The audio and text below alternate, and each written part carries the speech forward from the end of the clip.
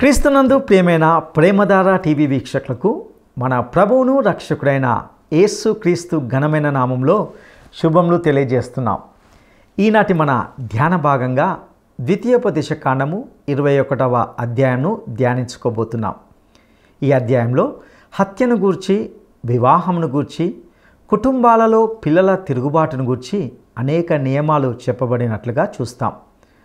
ఒక పురంలో హత్య జరిగి ఆ హంతకుడు ఎవరో తెలియనప్పుడు ఆ పురము మీదికి హత్యా దోషము రాకుండా ప్రాయశ్చిత్తము చేయబడులాగున ఒక పెయ్యను బలి ఇవ్వాలి.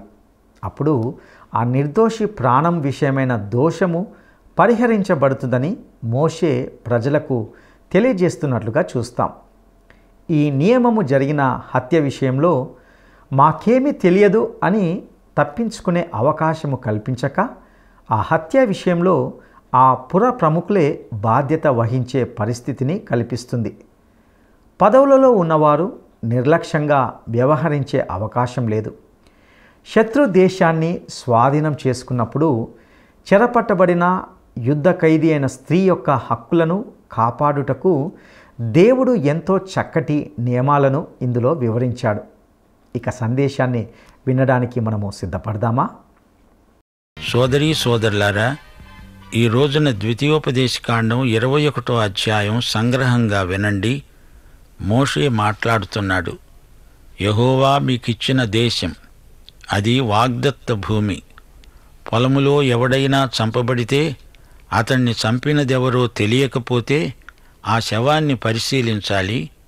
పెద్దలు, న్యాయాధిపతులు వచ్చి చంపబడిన వాని చుట్టూ ఉన్న పురముల దూరాన్ని కొలిపించాలి. ఏ ఊరు ఆ శవానికి సమీపంగా ఉన్నదో ఆ ఊరి పెద్దలు ఒక పెయ్యను తేవాలి. ఆ పెయ్య ఏ పనికి పెట్టబడనిదై కాడి ఏడవనిదై ఉండాలి. ఆ పెయ్యను ఏటి లోయలోనికి తోలుకొని పోవాలి. ఆ లోయ ప్రదేశం దున్నబడనిది, విత్తబడనిదై ఉండాలి. అక్కడ అనగా ఆ లోయలో ఆ పెయ్య మెడను విరగదీయాలి. అప్పుడు యాజకులైన లేవీయులు వస్తారు. వారి నోటి మాట చేత ప్రతి వివాదము, దెబ్బ విషయమైన ప్రతి వ్యాజ్యము విమర్శింపబడాలి. యెహోవాను సేవించి యెహోవా నామమున దీవించడానికి ఆయన వారిని ఏర్పరచుకున్నాడు. ఆ శవమునకు సమీపమందున్న ఆ ఊరి పెద్దలందరూ మెడ విరగదీయబడిన ఆ పెయ్యపైన తమ చేతులు కడుక్కోవాలి. వారు చెప్పాలి, మా చేతులు ఈ రక్తమును చిందించలేదు, మా కన్నులు ఇది చూడలేదు. యెహోవా, నీవు విమోచించిన నీ జనమైన ఇశ్రాయేలీయుల నిమిత్తము ప్రాయశ్చిత్తము కలుగనియ్యి. ఇశ్రాయేలీయుల మీద నిర్దోషి యొక్క ప్రాణము తీసిన దోషమును మోపవద్దు. అప్పుడు ప్రాణము తీసిన దోషానికి వారి నిమిత్తం ప్రాయశ్చిత్తం కలుగుతుంది. ఈ విధంగా నీవు యెహోవా దృష్టికి యథార్థమైనది చేసేటప్పుడు నీ మధ్య నుండి నిర్దోషి యొక్క ప్రాణ విషయమైన దోషాన్ని పరిహరిస్తావు. ప్రియ శ్రోతలారా, ఈ అధ్యాయంలో హత్యను గురించి, వివాహాన్ని గురించి, కుటుంబాలలో పిల్లల తిరుగుబాటును గురించి అనేక నియమాలు చెప్పబడినాయి. 8వ అధ్యాయం నుంచి 21వ అధ్యాయం వరకు మత విషయికమైన జాతీయ నియమాలు ఎన్నెన్నో విన్నాము. ఇశ్రాయేలు జాతీయ జీవనంలో ప్రాముఖ్యమైన నియమావళి ఈ అధ్యాయంలో వివరంగా చూపబడడం ఒక విశేషం. ఒక వ్యక్తి హత్య చేయబడినప్పుడు అతని శవం పొలములో పడి ఉంటే ఆ శవానికి దగ్గరలో ఉన్న పురమేదో ముందు కనుక్కోవాలి. దగ్గరగా ఉన్న స్థలాన్ని కొలత చూచి నిర్ధారణ చేయాలి. ఈ వ్యక్తి యొక్క హత్యకు పురప్రముఖులే బాధ్యత వహించాలి. తప్పదు, గత్యంతరం లేదు. గమనించాలి, ఒక నేరం జరిగినప్పుడు ఆ పట్టణమంతా దానిని గురించి సంజాయిషీ చెప్పుకోవాలి. పౌరులందరూ ఆ విషయమై పూచీ తీసుకోవాలి. ఒకవేళ ఆ ఊరి వారిలో ఎవరూ అతన్ని హత్య చేసి ఉండకపోవచ్చు, అయినా వారిదే జవాబుదారీ. ఆ ఊరి పెద్దలు రావాలి, క్షమాపణ అడగాలి, దేవుని వద్ద క్షమాభిక్ష వేడుకోవాలి. ఈ సందర్భంలో మీకొక సంగతి చెప్పాలి. యేసుక్రీస్తు శిబిరము వెలుపల బహిరంగముగా సిలువ వేయబడ్డాడు. అయితే ఆయన మరణం హంతకులను రక్షించింది. రోమా శతాధిపతుల్లో ఒకడు యేసును సిలువ వేశాడు. అతడు యేసును అంగీకరించి రక్షణ పొందాడు. ఇప్పుడు ద్వితీయోపదేశకాండం 21 అధ్యాయం 10 నుండి 17 వరకు వినండి. నీవు శత్రువుతో యుద్ధం చేస్తావు, గెలుస్తావు. అక్కడ ఉన్న స్త్రీలను చెరపట్టి తెస్తావు. వారిలో రూపవతి అయిన ఒక స్త్రీని చూచి మోహించి ఆమెను పెండ్లాడగోరుతావు. నీ ఇంట ఆమెను చేర్చుకుంటావు. అప్పుడు నీవేమి చెయ్యాలంటే ఆమె తల క్షౌరం చేయించుకోవాలి, గోళ్లు తీయించుకోవాలి, తన చెరబట్టలు తీసివేసి 1 నెల రోజులు తన తండ్రులను గురించి ప్రలాపించడానికి నీవామెకు సెలవియ్యాలి. తరువాత నీవు ఆమె వద్దకు పోయి ఆమెను పెండ్లి చేసుకోవచ్చు. ఆమె నీకు భార్య అవుతుంది. నీవు ఆమె వలన సంతృప్తి నొందని ఎడల ఆమె మనస్సు వచ్చిన చోటికి ఆమెను సాగనింపవలనే కాని ఆమెను ఎంతమాత్రము వెండికి అమ్మకూడదు. నీవు ఆమెను అవమానపరిచావు గనుక ఆమెను దాసిలాగా చూడకూడదు. శ్రోతలారా, యుద్ధంలో చెరపట్టి తెచ్చిన స్త్రీల విషయం ఇక్కడ ప్రస్తావించబడింది. ఆమె ఒక యుద్ధ ఖైదీ. ఆమె యొక్క హక్కులను కాపాడడానికి దేవుడు ఈ నియమాన్ని విధించాడు.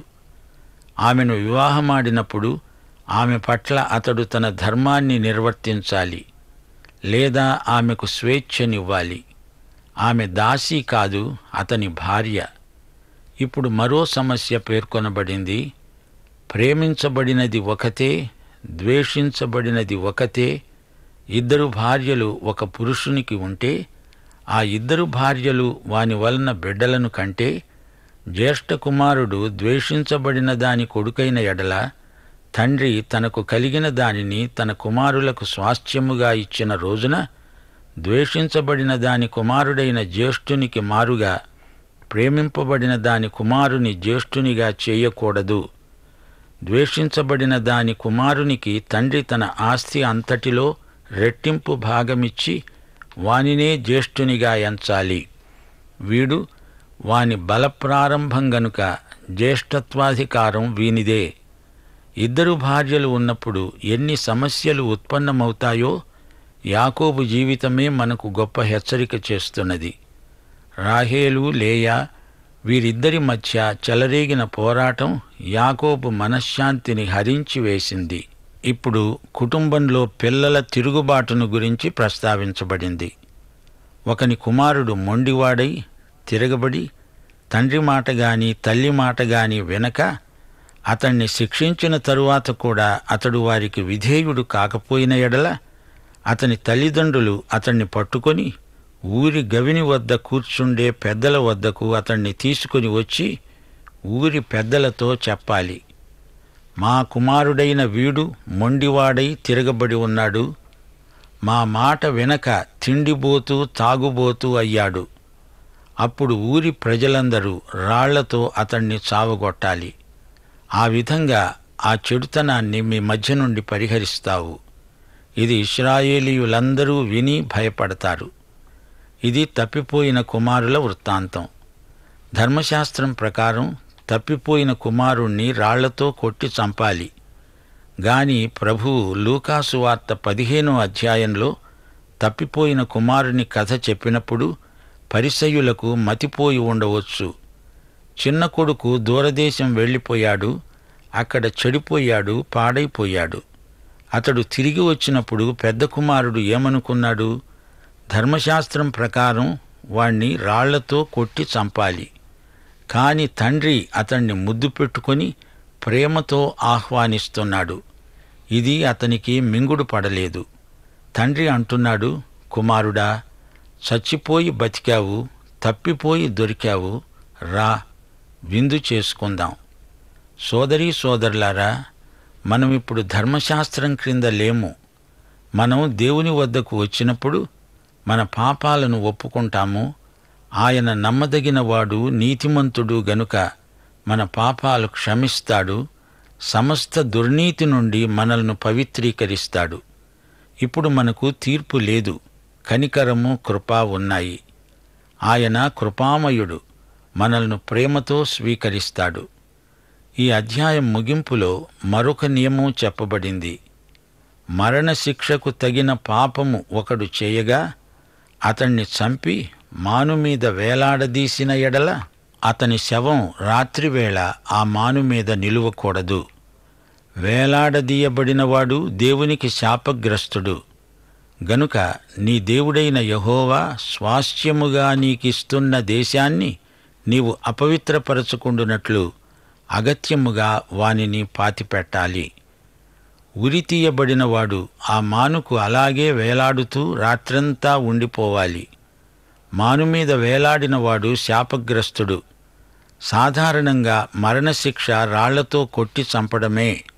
ఉరితీసే విధానం ఇశ్రాయేలీయులు ఎన్నడూ ప్రయోగించి ఉండలేదు. అయితే రాళ్లతో కొట్టి చంపి ఆ శవాన్ని మానుకు వేలాడదీస్తారు. అనగా ఆ వ్యక్తి అంత భయంకరమైన నేరం చేశాడని అర్థం. అది ఇతరులకు హెచ్చరికగా ఉంటుందని వారి భావం. రాత్రి ఆ శవాన్ని చెట్టు నుండి తొలగించి పాతిపెడతారు. ఆ నేరస్తుడు చేసిన నేరం ఎంత ఘోరమైనదో ప్రజలకు చూపడానికి అలా చేస్తారు. ఈ ధర్మశాస్త్ర నియమం ఏమిటో మోషేకు కూడా ఆ సందర్భంలో అర్థమై ఉండకపోవచ్చు. ప్రభువు దివ్య వాక్యము ఎల్లవేళలా నిలుచున్, మీకు ప్రకటించిన సువార్త ఈ వాక్యమే. మీకు ప్రకటించిన సువార్త ఈ వాక్యమే.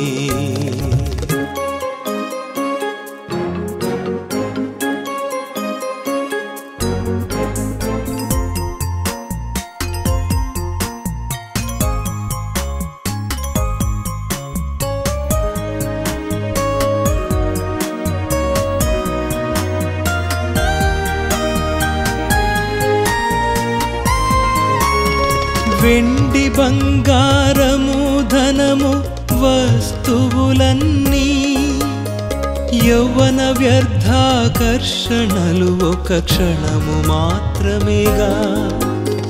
వెండి బంగారము ధనము వస్తువులన్నీ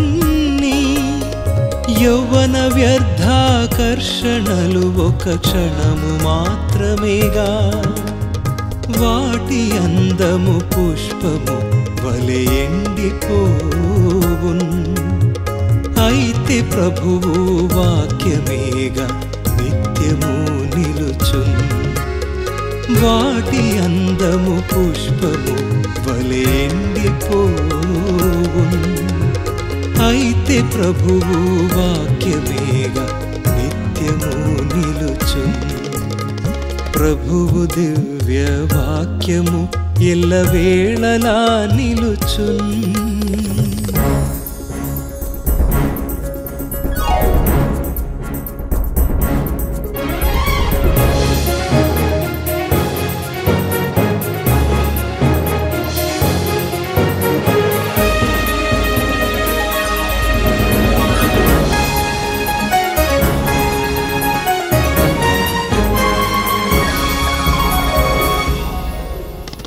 భూమి పునాది వేయక మునుపే ఏర్పరచెన్, క్రీస్తు మిమ్మును స్వరక్తము చే విమోచించెను. భూమి పునాది వేయక మునుపే ఏర్పరచెన్, క్రీస్తు మిమ్మును స్వరక్తము చే విమోచించెను. జీవవాక్యము ద్వారా మార్చుకొనుడి మనసున్, సజీవరాళుగా మిమ్ములను ప్రభువు ఎంచును. జీవవాక్యము ద్వారా మార్చుకొనుడి మనసున్, సజీవరాళుగా మిమ్ములను ప్రభువు ఎంచును. ప్రభువు దివ్య వాక్యము ఎల్లవేళలా నిలుచున్.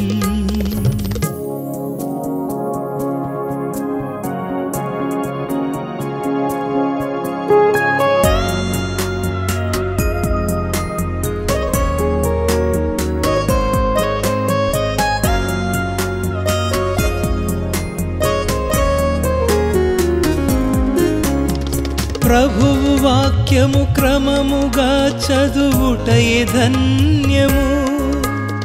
తనదు చిత్తము మీరు చేయుట యేసుకిష్టము. ప్రభువు వాక్యము క్రమముగా చదువుటయే ధన్యము. తనదు చిత్తము మీరు చేయుట యేసుకిష్టము. మిమ్మును కొనిపోవుట యేసుకు శ్రేష్టము. గలతీ పత్రిక 3వ అధ్యాయం 13వ వచనంలో అపొస్తలుడైన పౌలు ఇదే సందర్భాన్ని సూచిస్తూ అన్నాడు, క్రీస్తు మన కోసం శాపమై మనల్ని ధర్మశాస్త్రము యొక్క శాపము నుండి విమోచించాడు. ఇందును గూర్చి రాయబడి ఉన్నది, మానుమీద వేలాడిన ప్రతివాడు శాపగ్రస్తుడు. యేసుక్రీస్తు ఈ లోకంలో జీవించినప్పుడు ఆయనను తీర్పు నిమిత్తమై రోమీయులకు అప్పగించారు. అప్పుడు రోమా ప్రభుత్వం అధికారంలో ఉంది. ప్రభుత్వం మాత్రమే మరణశిక్ష విధించగలదు. అందుచేత మన ప్రభువు రోమీయుల శిలువ మీద చంపబడ్డాడు. ఈ శిలువను మాను అని కూడా అంటారు. పౌలంటున్నాడు, యేసు శిలువపై వేలాడుతూ మన పాపాలను తన మీద మోసుకొని శాపగ్రాహి అయ్యాడు. ధర్మశాస్త్ర శాపం నుండి మనల్ని విమోచించడానికి ఆయన తానే శాపగ్రాహి అయ్యాడు. పాప శాపము నుండి, పాపశిక్ష నుండి మనల్ని విమోచించాడు. మనకు పాపక్షమాపణ ప్రాప్తించింది. ఎందుకనగా ఆయన మన కోసం శాపమైనాడు. సోదరీ సోదరులారా, యేసు హత్యలో నేరస్తులెవరు? రోమీయులా, యూదులా? కాదు.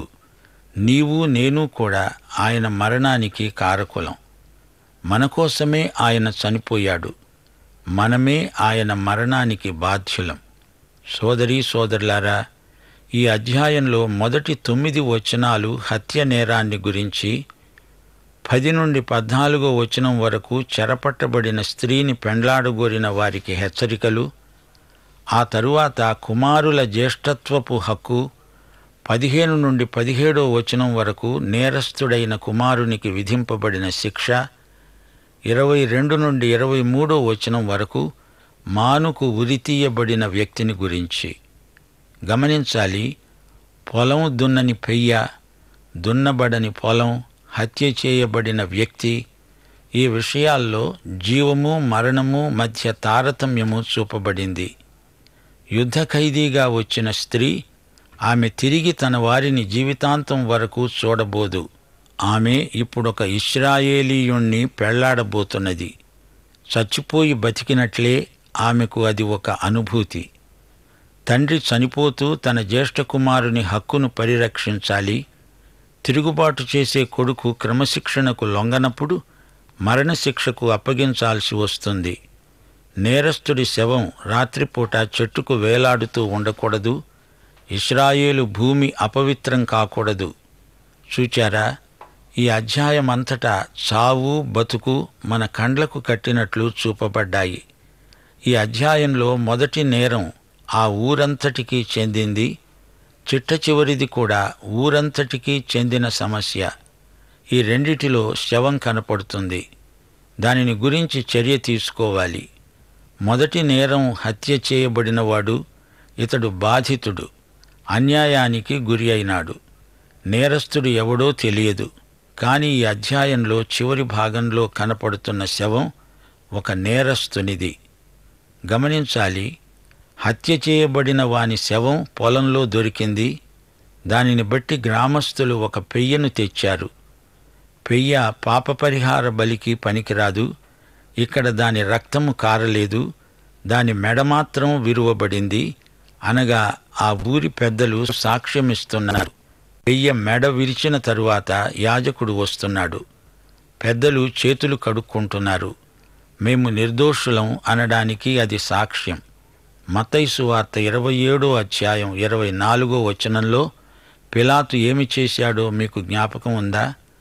పిలాతు అల్లరి ఎక్కువవుతున్నదే కాని తన వలన ప్రయోజనమేమీ లేదని గ్రహించి నీళ్లు తీసుకొని జనసమూహం ఎదుట చేతులు కడుక్కొని అన్నాడు, ఈ నీతిమంతుని రక్తమును గూర్చి నేను నిరపరాధిని, మీరే చూసుకోండి. అదే మాట ఇక్కడ పెద్దలంటున్నారు. మా చేతులు ఈ రక్తమును చిందించలేదు, యెహోవా ప్రాయశ్చిత్తం దయచేయి.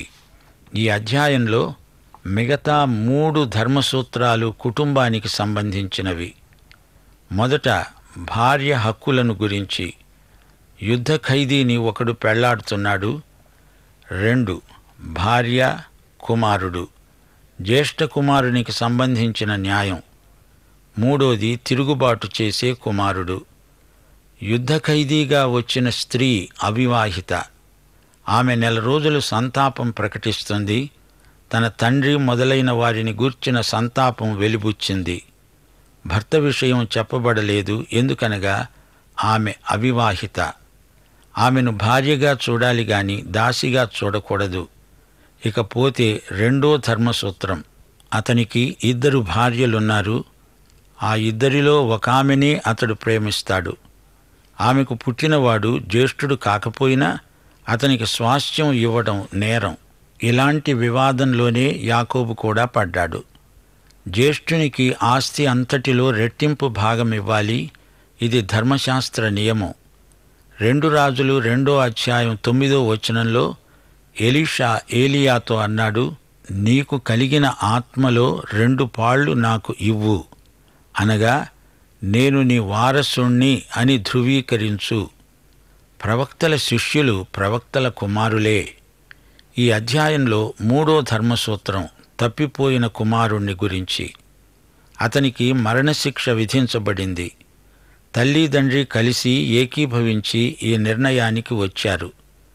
ఈ కుమారుడు తల్లిదండ్రుల మాట వినడు, మొండి పిల్లవాడు. ఇశ్రాయేలీయులు కూడా మెడవంగని జనాంగమే. సోదరీ సోదరులారా, వింటున్నారా? ఇలాంటి శిక్ష ఇశ్రాయేలు చరిత్రలో అమలుపరచబడినట్లు బైబిలులో ఎక్కడా దాఖలా కనపడదు. అయితే ఇందులో మనం ఒక పాఠం నేర్చుకోవాలి. అవిధేయత, తిరుగుబాటు కుటుంబంలో ఉండకూడదు. దానిని ఉదాసీనంగా చూస్తూ ఊరుకోకూడదు. వెంటనే తగు చర్య తీసుకోవాలి.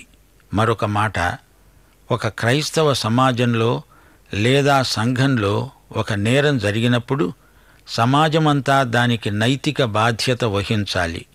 దానిని గురించి ఏమీ పట్టనట్లు ఊరుకోకూడదు. భౌతిక, సాంఘిక, నైతిక బాధ్యతలు వారే వహించాలి. ఈ సందర్భంలో ఒక సత్యాన్ని మనం గ్రహించాలి.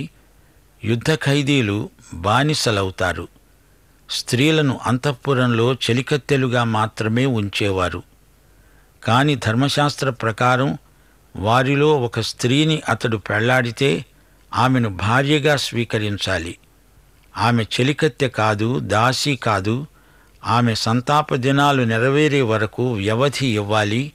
ఆమెను బానిసగా అమ్మకూడదు. ఆమెను పనికత్తెగా వాడుకోకూడదు. 2 భార్యల వ్యవహారంలో వారికి కలిగిన కుమారుల విషయంలో జ్యేష్ఠుని హక్కులు కాపాడబడాలి. ఒకతను ప్రేమిస్తున్నాడు, ఒకతను ద్వేషిస్తున్నాడు. అంటే వారిద్దరిలో ఒకరికి ప్రాముఖ్యమిస్తున్నాడని భావం. అలాగే యాకోబు లేయా రాహేలులను చూచాడు. ద్వేషించటం అంటే హింసించటమని కాదు. దేవుడు యాకోబును ప్రేమించాడు, ఏశావును ద్వేషించాడు. లూకా 14వ అధ్యాయం 26వ వచనంలో ప్రభు అన్నాడు, ఎవడైనా నా వద్దకు వచ్చి తన తండ్రిని, తల్లిని, భార్యను, పిల్లలను, అన్నదమ్ములను, అక్క చెల్లెండ్రను, తన ప్రాణమును సహా ద్వేషించకుంటే వాడు నా శిష్యుడు కానేరడు. అనగా ద్వేషించటం అనే మాటకు బైబిలులో ఈ సందర్భంలో తక్కువ ప్రేమించటం అని గ్రహించాలి. మరో మాట, యెహోషువ హాయి రాజును చంపి సాయంకాలం వరకు అతణ్ణి మాను మీద వేలాడతీశాడు.